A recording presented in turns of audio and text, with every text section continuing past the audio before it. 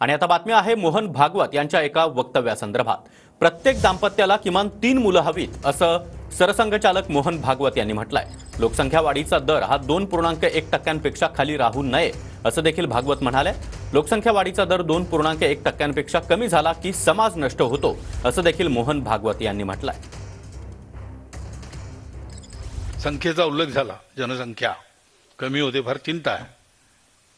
चिंतेचा विषय आहे याचं कारण ते शास्त्र, लोकसंख्या शास्त्र जे आधुनिक ते असं सांगतं की 2.1च्या खाली नको।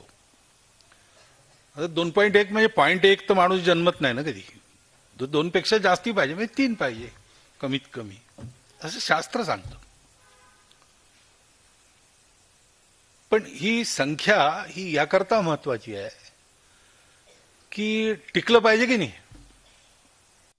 आता जातपातीचा भेद करायचा नाही असं आपण म्हणतो। जातपात किती वर्षापासून चालू आहे आपल्या इथे, तर हे माहीत सगळ्यांना आहे, सगळ्यांची मान्यता आहे। आपल्या शास्त्रात जातपातीच्या भेदाला स्थान नाही। स्वपरंपरा सांगणे आणि ती परंपरा तपशिलाने वेगवेगळी असते, परंतु मुळात शाश्वत आहे आणि ती सगळ्यांची एक आहे, सगळ्या मानवजातीची एक आहे। धर्म जरी त्याला आज आपण हिंदू धर्म म्हणत असलो तरी हे फार नंतरचं नाव आहे।